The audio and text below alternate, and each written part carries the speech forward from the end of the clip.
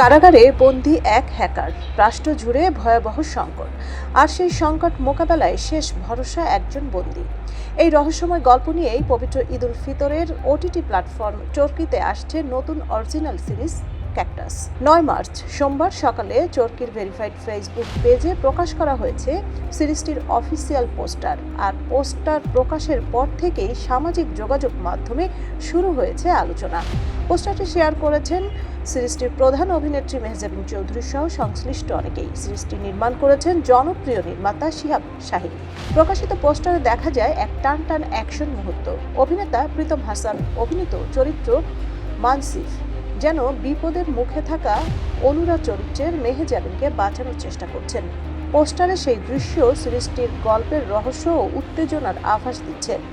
নির্মাতা জানিয়েছেন, ক্যাকটাস একটি থ্রিলার ঘরানার সিরিজ, যা কেন্দ্রীয় চরিত্র মানসিফ।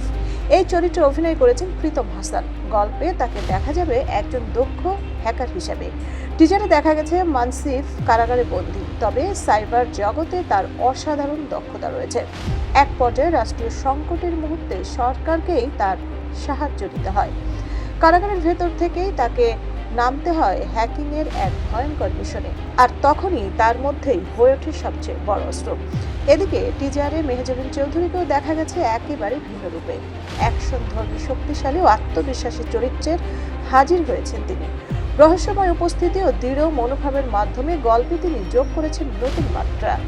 সব মিলিয়ে থ্রিলার, অ্যাকশন আর রহস্যে ভরপুর এই সিরিজটি ঈদ উল ফিতর উপলক্ষে চরকির ঈদ আয়োজনের অন্যতম আকর্ষণ হতে যাচ্ছে বলেই মনে করছেন দর্শকরা। সঞ্চিতা চৌধুরী, সারা বাংলা।